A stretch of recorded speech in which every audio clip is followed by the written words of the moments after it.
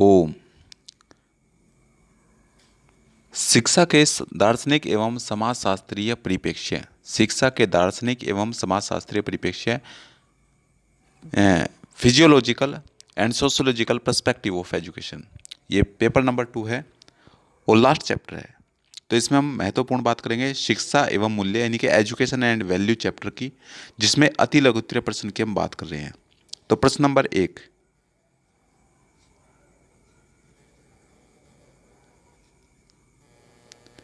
प्रश्न नंबर 1,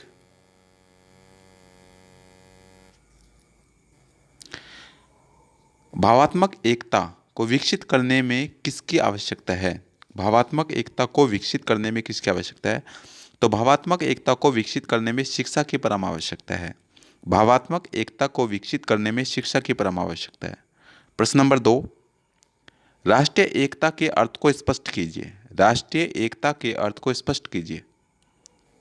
तो राष्ट्रीय एकता किसी राष्ट्र के व्यक्तियों के बीच समान हित के आधार पर विकसित हम की वह भावना है जो उन्हें क्षेत्र, जाति, भाषा, संस्कृति और धर्म आदि की विभिन्नता होते हुए भी अपने राष्ट्र से बांधती है और वे राष्ट्रहित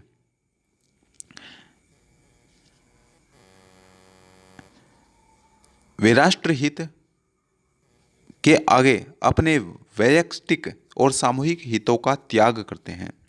तो राष्ट्रीय एकता का अर्थ क्या है? राष्ट्रीय एकता किसी राष्ट्र के व्यक्तियों के बीच समान हित के आधार पर विकसित हम की वह भावना है जो उन्हें क्षेत्र, जाति, भाषा, संस्कृति और धर्म आदि की विभिन्नता होते हुए भी उन्हें अपने राष्ट्र से बांधती है और वे राष्ट्रहित के आगे अपने वैयक्तिक एवं सामूहिक हितों का त्याग करते हैं।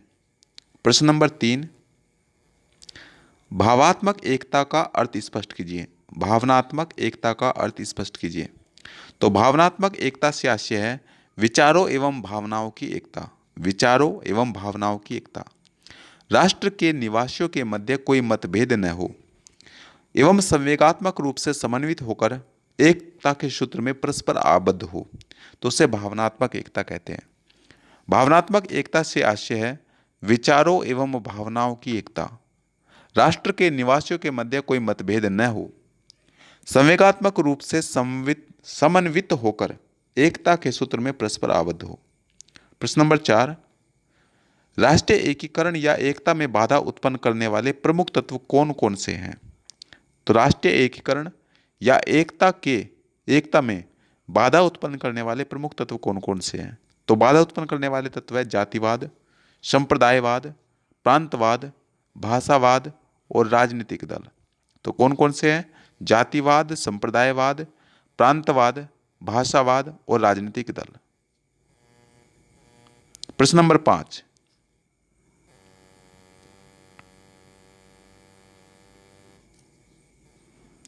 राष्ट्रीय एकीकरण की भावना के विकास हेतु विद्यालय में कौन से कार्यक्रम आयोजित करने चाहिए?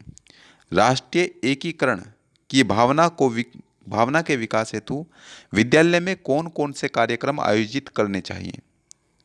तो राष्ट्रीय पर्वों को मनाना चाहिए, भ्रमण करना चाहिए, राष्ट्रीय महापुरुषों एवं नेताओं से संबंधित तिथियों पर कार्यक्रम का आयोजन करना चाहिए, एनसीसी, एनएसएस, स्काउट गाइड जैसे कार्यक्रमों का संचालन करना चाहिए। तो राष्ट्रीय एकीकरण की भावना के विकास हेतु विद्यालयों में राष्ट्रीय पर्वों को मनाना चाहिए, भ्रमण करना चाहिए, राष्ट्रीय महापुरुषों एवं नेताओं से संबंधित तिथियों पर कार्यक्रमों का आयोजन करना चाहिए, एनसीसी और एनएसएस, स्काउट गाइड जैसे कार्यक्रमों का संचालन करना चाहिए। प्रश्न नंबर 6,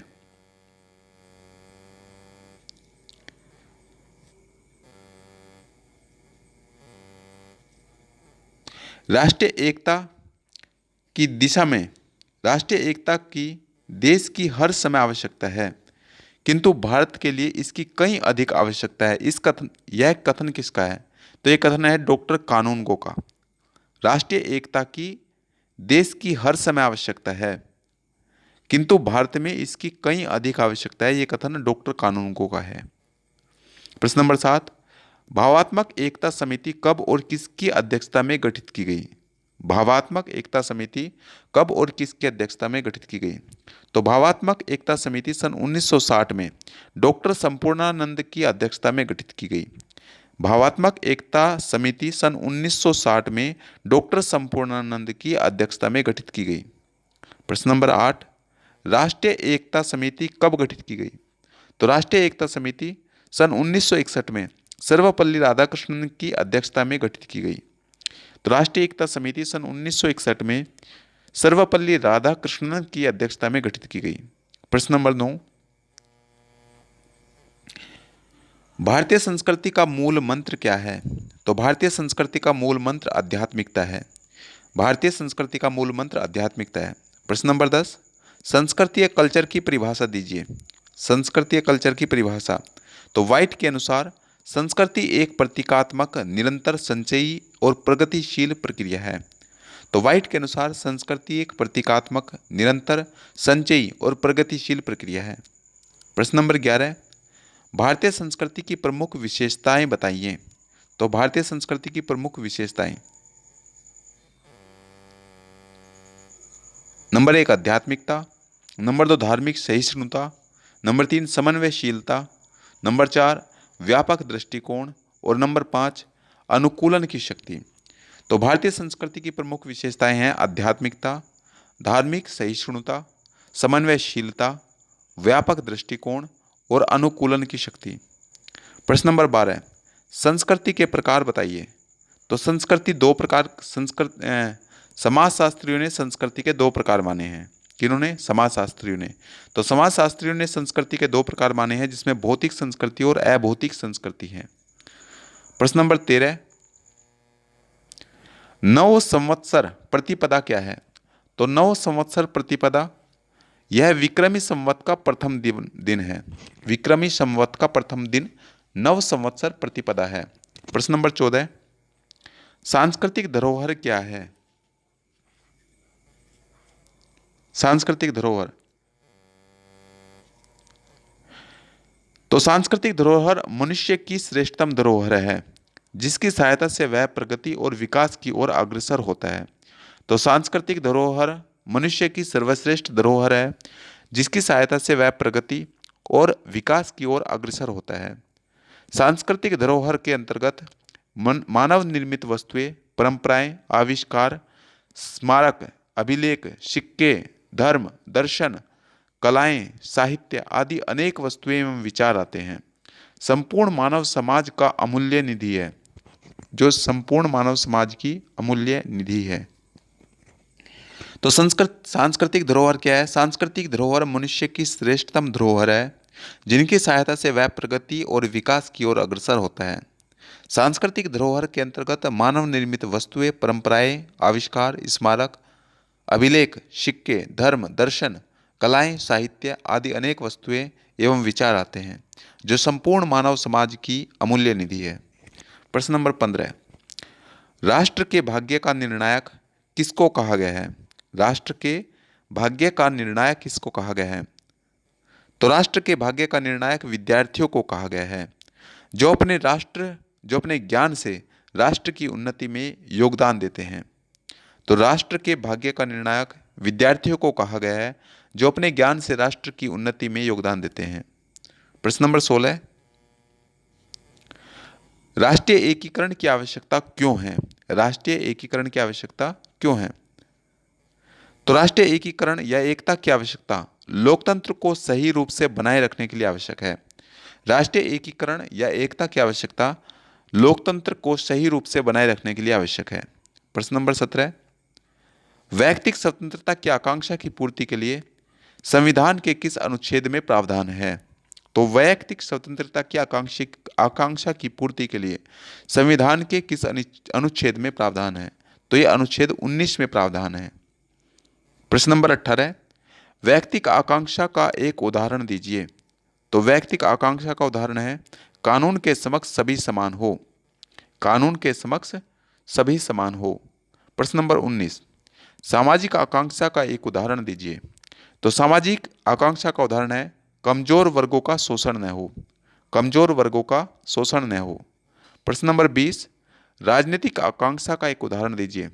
तो राजनीतिक आकांक्षा का उदाहरण है कि अंतिम सत्ता जनता में निहित हो, अंतिम सत्ता जनता में निहित हो। प्रश्न नंबर 21, आर्थिक आकांक्षा का एक उदाहरण दीजिए। तो आर्थिक आकांक्षा का उदाहरण है कि श्रमिकों को उद्योग के प्रबंधन में भाग लेने का अवसर मिले, श्रमिकों को उद्योग के प्रबंध में भाग लेने का अवसर मिले।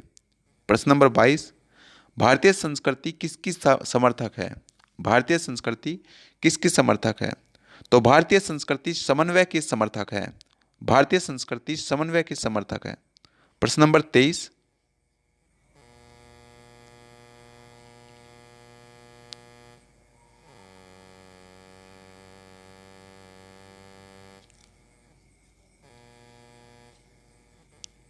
प्रश्न नंबर 23, निरक्षरता को दूर करने के उपाय बताएं। निरक्षरता को दूर करने के उपाय बताएं।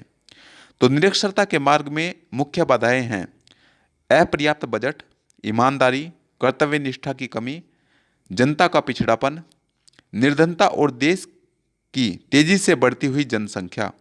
इनको दूर करने के लिए निम्नलिखित उपाय कारगर हो सकते हैं। नंबर 1, अनिवार्य एवं निःशुल्क प्राथमिक शिक्षा कानून 2010 को कठोरता के साथ लागू किया जाए।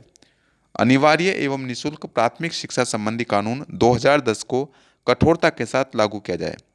नंबर 2, अनिवार्य एवं निःशुल्क प्राथमिक शिक्षा की व्यवस्था तथा प्रौढ़ों की शिक्षा की व्यवस्था के लिए बजट में अपेक्षाकृत अधिक प्रावधान किया जाए और इनकी व्यवस्था में जन सहयोग को प्रोत्साहित किया जाए। इनकी व्यवस्था में जन सहयोग को प्रोत्साहित किया जाए। नंबर 3, प्रशासन तंत्र को चुस्त एवं दुरुस्त किया जाए। घोटाला करने वालों को तुरंत दंड दिया जाए। तो प्रशासन को चुस्त दुरुस्त किया जाए और घोटाला करने वालों को तुरंत दंड दिया जाए। नंबर 4, रोजगार के अवसर बढ़ाए जाएं और कुटीर उद्योग और भारी उद्योग दोनों को प्रोत्साहित किया जाए। तो रोजगार के अवसर बढ़ाए जाएं, कुटीर उद्योग और भारी उद्योग दोनों को प्रोत्साहित किया जाए।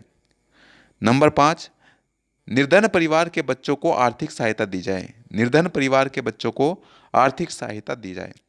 नंबर 6, निर्धन निरक्षर प्रौढ़ों के कामकों के साथ साथ प्रौढ़ शिक्षा दी जाए। तो निर्धन निरक्षर प्रौढ़ों को काम के साथ प्रौढ़ शिक्षा दी जाए, यानी कि जो जैसे जैसे व्यक्ति प्रौढ़ होता है प्रौढ़ को भी शिक्षा दी जाए।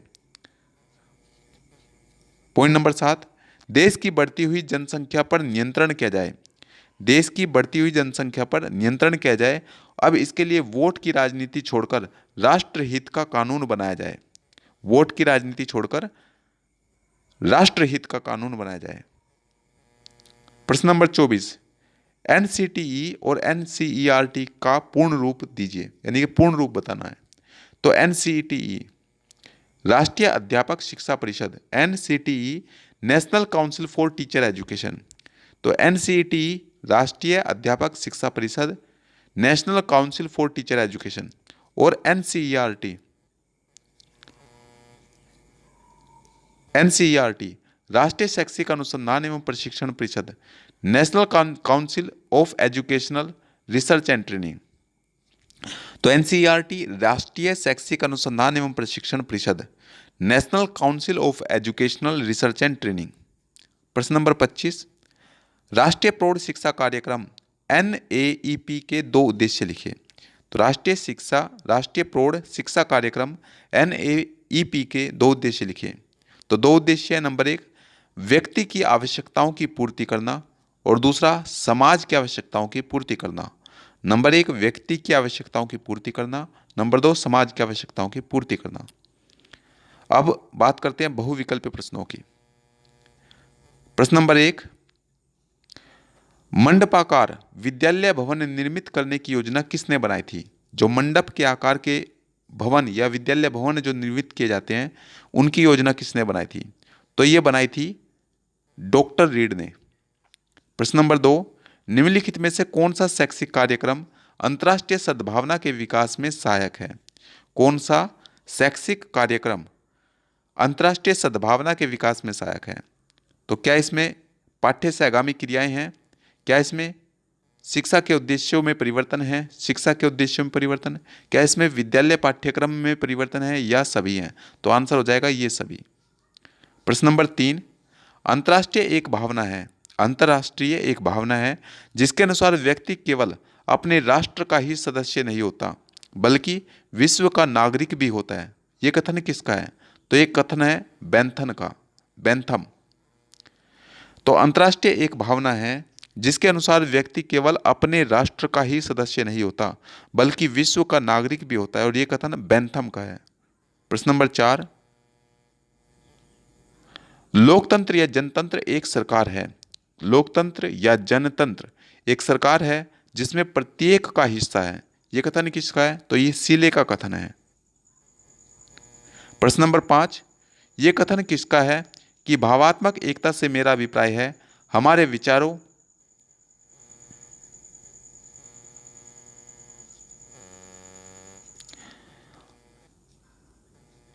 भावात्मक एकता से मेरा अभिप्राय है हमारे विचारों और भावनाओं की एकता तथा पृथकता की भावना का दमन है। तो भावात्मक एकता से मेरा अभिप्राय है हमारे विचारों और भावनाओं की एकता तथा पृथकता की भावना का दमन। तो ये पंडित नेहरू का विचार है, पंडित नेहरू का। प्रश्न नंबर 6, भारतीय संस्कृति समुद्र की तरह है जिसमें बहुत सी नदियां आकर समाती हैं। ये कथन किसका है? तो ये कथन डोडवेल का है, डाडवेल का। भारतीय संस्कृति समुद्र की भांति है जिसमें बहुत सी नदियां आकर समाती हैं। यह कथन डाडवेल का है। प्रश्न नंबर 7,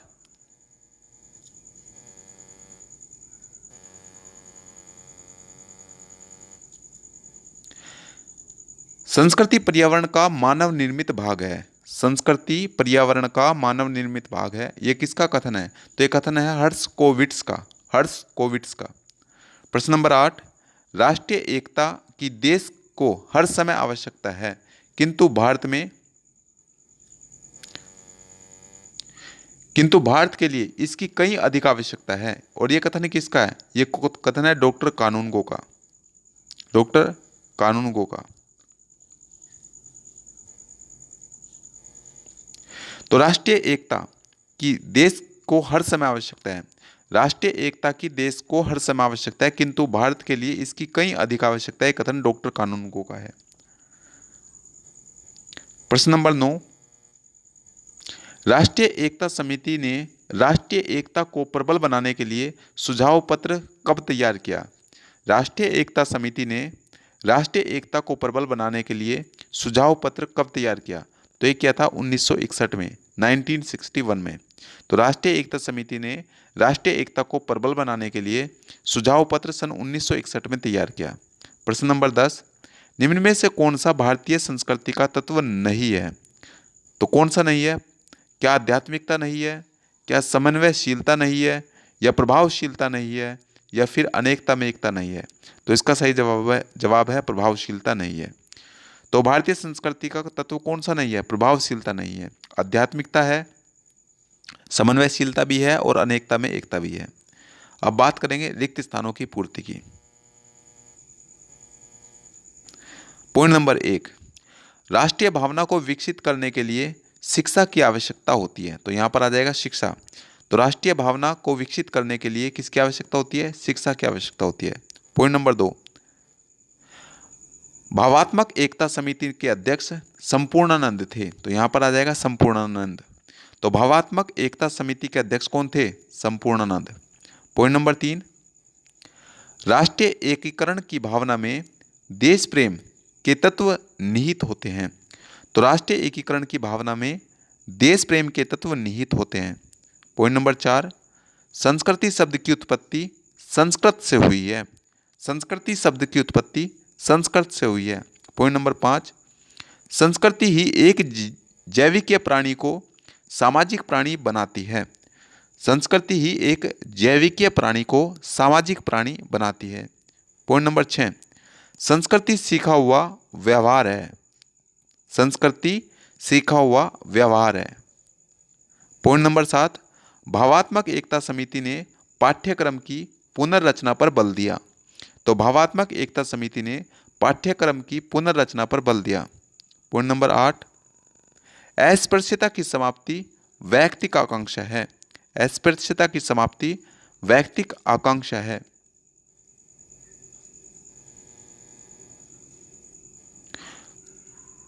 पॉइंट नंबर 9, जीविकोपार्जन का साधन, जीविकोपार्जन का साधन क्या है?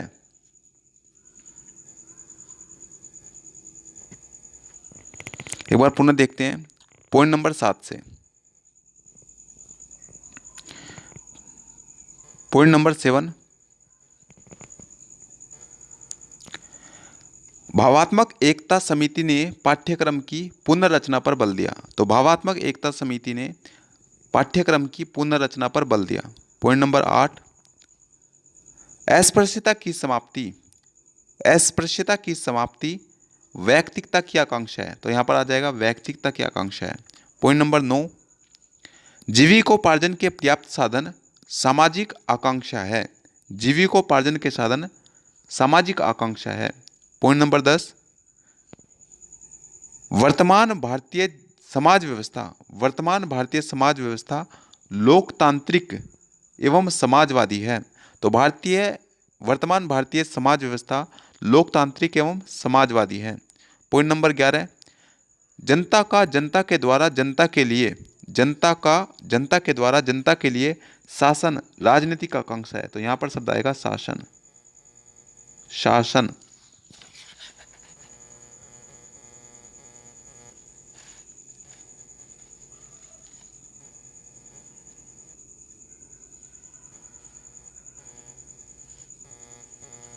अब बात करते हैं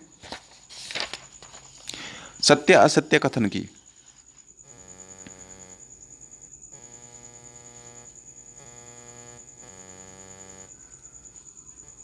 पॉइंट नंबर 1, राष्ट्रीय एकता सम्मेलन में, राष्ट्रीय एकता सम्मेलन में राष्ट्रीय एकता को एक मनोवैज्ञानिक और शैक्षिक प्रक्रिया बतलाया है। तो राष्ट्रीय एकता सम्मेलन में राष्ट्रीय एकता को एक मनोवैज्ञानिक एवं शैक्षिक प्रक्रिया बतलाया है। तो ये कथन सत्य है। पॉइंट नंबर 2, राष्ट्रीय एकता का अर्थ है राष्ट्र के समस्त निवासियों में हम की भावना का विकास। राष्ट्रीय एकता का अर्थ है राष्ट्र के समस्त निवासियों में हम की भावना का विकास। तो ये बात भी सही है। पॉइंट नंबर 3, त्योहारों में से बालकों का समाजीकरण होता है। त्योहारों से बालकों का समाजीकरण होता है। तो ये बात सत्य है। पॉइंट नंबर 4, राष्ट्रीय एकता एक मनोवैज्ञानिक एवं शैक्षिक प्रक्रिया है। राष्ट्रीय एकता एक मनोवैज्ञानिक एवं शैक्षिक प्रक्रिया है। तो ये बात भी सही है। Point number 5,